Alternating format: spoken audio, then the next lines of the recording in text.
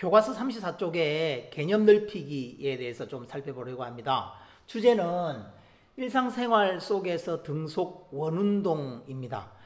우리 주변에 등속 원운동과 관련되는 많은 예들이 있어요. 놀이공원에 가면 우리가 즐겁게 탈 수 있는 놀이기구들 중에도 등속 원운동하는 게 많이 있고요.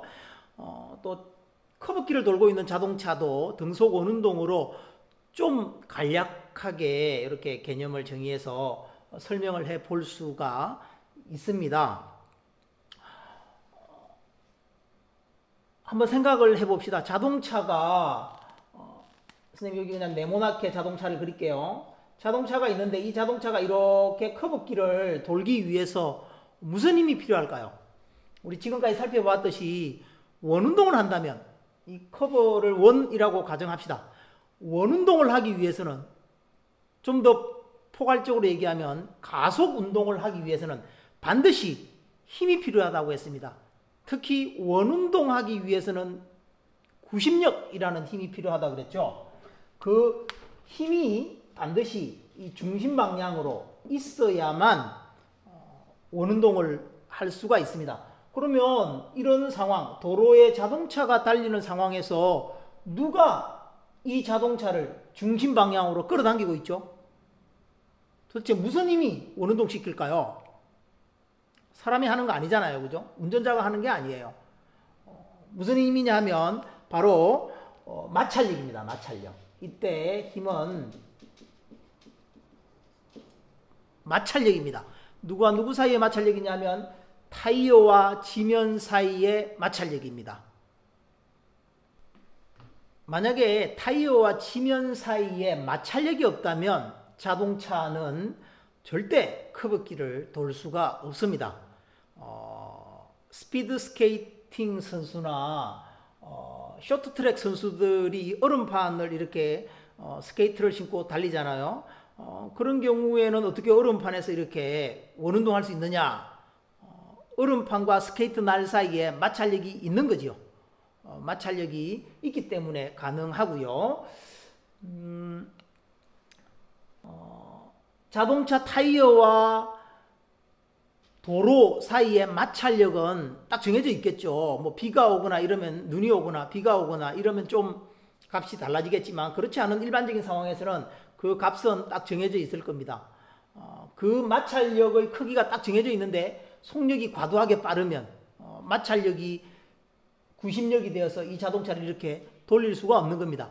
선생님이 원심력이라는 개념을 사용하지 않고 설명을 하려고 하다 보니까 조금 어려운데 우리가 몇 시간 더 지나면 원심력이라는 걸 좀 배우게 될 겁니다. 그것을 배우고 나면 훨씬 더 설명하기가 수월해집니다. 놀이공원에 가면 이런 회전근해가 있습니다. 이런 것들을 회전근해라고 부르는데요. 사람이 타고 있지 않지만 이렇게 돌아가면 이 의자가 원래는 이렇게 밑으로 있었겠죠. 그죠? 밑으로 있었는데 이게 회전하면 의자가 이렇게 들립니다. 의자가 회전 운동하고 있잖아요.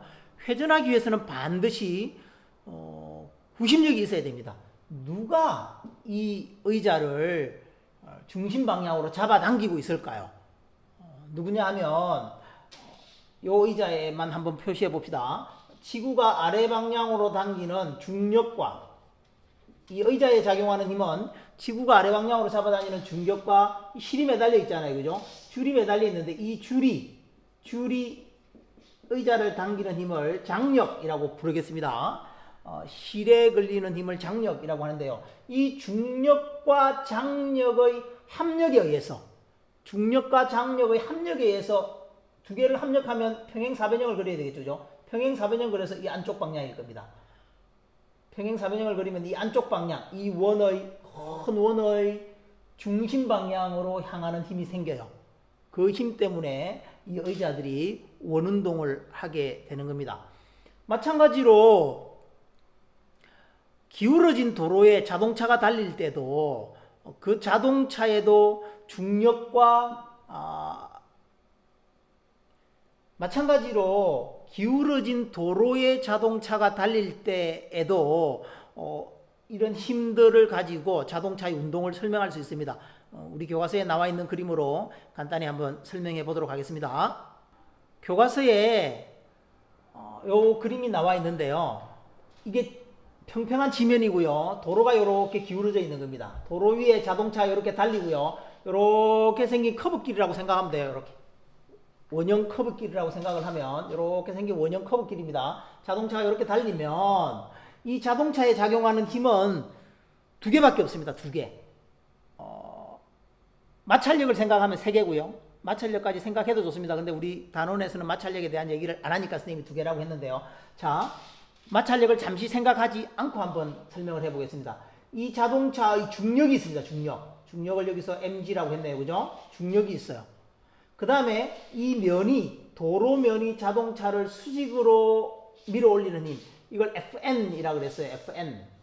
FN이라고 했는데 N은 normal force입니다. 수직 항력이라고 불러요. FN. 면이 물체를 수직으로 밀어 올리는 힘을 수직 항력이라고 합니다. 어떤 물체를 선생님 손바닥 위에 올려놓고 있으면 선생님 손은 이 물체가 떨어지지 않도록 위로 밀고 있겠죠. 선생님 손이 이 물체를 위로 밀고 있는 거, 이게 수직 항력입니다. 수직 항력을 한번 느껴보고 싶으면 좀 무거운 물체를 이렇게 한번 들어보세요. 여러분들이 위로 밀고 있다라는 걸 느낄 수 있어요. 이 수직 항력과 이 중력 두 개의 힘이 있습니다. 실제로는 여기 마찰력도 있을 거예요. 마찰력은 좀 생각하지 않고 한번 설명을 해보면 중력과 수직 항력이 있는데요. 이 수직 항력을 분해해 봐야 합니다. 수직 항력을 X방향의 힘과 요걸 X라고 합시다. 그 다음에 요 Y방향의 힘으로 한번 나누어서 생각해 볼 수 있고요. 이번에는 이쪽의 각을 셌다라고 하면 요게 F 사인 세타죠. 요 길이니까 FN 사인 세타이고요. X방향의 힘이, Y방향의 힘이 FN 코사인 세타입니다. 코사인 세타 이렇게 돼요.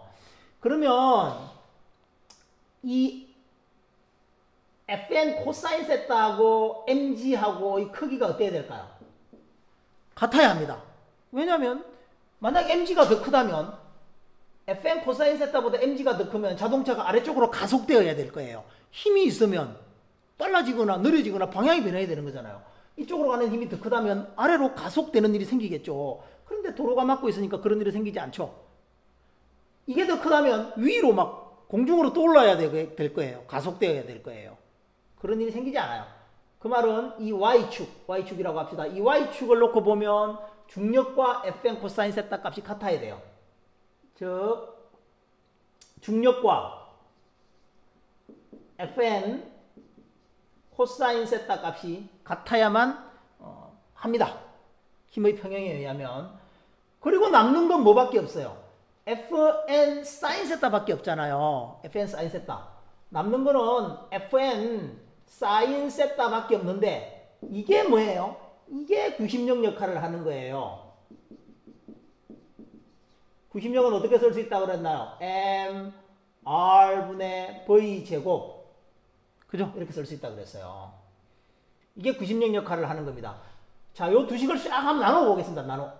분자 분모를 몽땅 나눌 수 있잖아요. 나누면 mg분의 mr분의 v 제곱 한번 해보겠습니다. mr분의 v 제곱을 mg로 나누면 그게 뭐예요? fn 코사인 세타분의 fn 사인 세타죠. fn은 똑같으니까 없어지고요. 그죠? 그럼 코사인 세타분의 사인 세타예요. 그게 뭔가요? 탄젠트 세타죠? 탄젠트 세타. 여기도 m이 똑같으니까 없앱시다. 그리고 v제곱은 하고 정리하면 v제곱은 어떻게 되나요?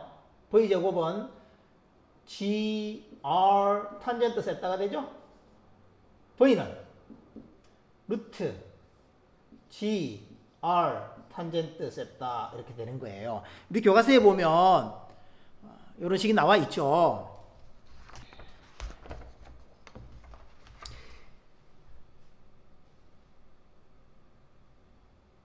기울기가 이렇게 딱 정해지면, 도로면의 경사가 정해지면 G는 일정한 값이잖아요. 그 다음에 도로의 반지름도, 곡률 반지름도 딱 정해져 있다면 이 세타 값이 많이 기울어지면 많이 기울어질수록 탄젠트 값이 큰 거잖아요. 그죠? 세타가 커지면 탄젠트 값이 커져요. 그죠? 그러면 빠른 속력으로 달려도 된다는 거예요. 자동차가 도로를 이탈하지 않아요. 빠른 속력으로 달릴 수 있어요. 그래서 고속도로와 같이 매우 속력을 빨리 내는 그런 도로에서는 도로 바깥쪽을 더 많이 올려서 기울기를 더 크게 하는 겁니다. 사이클 경기장 같은 경우에는 벨로드롬 경기장이라 그러나요? 그런 사이클 경기장 같은 경우에는 훨씬 더 바깥이 이렇게 높죠, 그죠? 그 다음에 자동차 회사에서 자동차를 개발할 때 테스트하는 그런 시험장이 있습니다. 아주 오랜 시간 동안 고속으로 자동차를 운전하지요. 시속 150km, 160km 훨씬 이상 이렇게 달립니다. 그런 경우에도 그냥 평평한 커브길에서는 그렇게 속력을 내기가 어려워요. 그래서 바깥쪽을 이렇게 높여서 이렇게 도로를 이렇게 만들어 놓지요. 인터넷 같은 동영상을 한번 찾아보면 그런 것들을 많이 볼 수 있을 겁니다. 지금 같은 경우에는 마찰력이 없는 경우를 얘기했고요. 마찰력이 있으면 어떨까요? 마찰력이 있으면 자동차가 속력이 빠르면 이 자동차는 자꾸 바깥으로 밀려 나가려고 해요. 원심력이라는 이야기를 선생님이 하지 않고 하겠습니다. 바깥으로 자꾸 밀려 나가려고 하는데 바퀴와 지면 사이에 마찰력이 못 나가게 하는 거죠. 그 마찰력이 어디로 주어지느냐 하면요. 마찰력이 이 바퀴하고 지면 사이에 마찰력이 이렇게 작용해요. 마찰력이 이렇게 작용해요. 이 마찰력도 따지고 보면 이쪽 방향과 이쪽 방향으로 힘을 분해할 수 있겠죠. 이 방향의 힘, 이 방향의 힘이 또 구심력 방향하고 같겠죠. 그래서 이 구심력하고 이 구심력, 이 두 개가 마찰력하고 수지강력의 이쪽 성분, 마찰력의 이쪽 성분, 수지강력의 이쪽 성분 두 개의 합이 진짜 구심력이 되는 거예요. 그러니까 마찰력 때문에 구심력이 더 커졌으니까 마찰력이 있으면 마찰력이 없을 때보다 속력을 더 크게 할 수 있는 거죠. 자동차 타이어와 지면 사이에 마찰력을 크게 하면 크게 할수록 더 빠른 속력으로 달릴 수 있어요. 마찰력을 더 크게 할 수 있는 방법이 폭이 넓은 타이어들을 쓰는 거죠. 그래서 속력을 매우 빨리 달릴 수 있는 그런 자동차, 예를 들면 경주용 자동차 같은 경우는 타이어 폭이 엄청 넓죠. 그죠? 또 비싼 자동차 있죠. 어떤 모델의 최고급, 어떤 회사에서 만드는 자동차의 최고급 모델 이런 것들은 보면 타이어 폭이 상당히 넓어요. 타이어 폭이 넓으면 마찰력이 좀 커져요. 혹시 중학교 때나 이럴 때 마찰력을 배웠을 때 마찰력은 접촉하는 면의 넓이하고 관계없다 이런 얘기를 배웠을 텐데 그 얘기 맞습니다. 우리가 그때 얘기하는 거는 이렇게 물렁물렁한 이런 물체가 아니고 딱딱한 물체, 강체라고 합니다. 딱딱한 물체는 접촉면이 넓거나 좁거나 마찰력에 영향을 주지 않습니다. 그러나 타이어 같이 이렇게 좀 물렁물렁한 것들은 접촉면의 넓이가 넓으면 마찰력이 훨씬 더 큽니다. 비가 오는 날에는, 눈이 오는 날에는 마찰력이 어때요? 좀 작아지겠죠? 수지강력은 그대로겠지만 마찰력이 작아지겠죠? 마찰력이 작아지면 결국 구심력이 좀 작아집니다. 안으로 잡아당기는 힘이 작아지니까 속력을 늦춰야 되죠. 속력을 늦추지 않으면 안으로 당길 수 없으니까. 당기는 힘이 한계가 있기 때문에 더 이상 당길 수 없어요. 당길 수 없으면 자동차는 직진하게 되죠. 직진. 밖으로 튀어나가는 게 아니고요. 직진합니다. 관성에 의해서 직진해서 도로는 휘어 있고 자동차는 직진하니까 잠시 후에 도로 바깥에 차가 있는 거겠지요. 이처럼 개념 넓히기 이런 내용들은 EBS 온라인 클래스와 연결하기가 조금 어렵고요. 50분 넘어가서 시간이 좀 길어지니까 여러분들 학습 시간이 길어지니까 선생님이 유튜브 채널에 조금씩 올려놓도록 하겠습니다. 선생님 유튜브 채널을 알려주지 않을 테니까 능력껏 한번 검색해 보세요. 선생님 온라인 클래스 때문에 특별히 만든 거라서 내용이 많이 있지는 않지만 이런 부분 좀 올리고요. 혹시 수업하면서 수업 시간에 미리 설명 못했던 것들을 조금씩 올리도록 하겠습니다.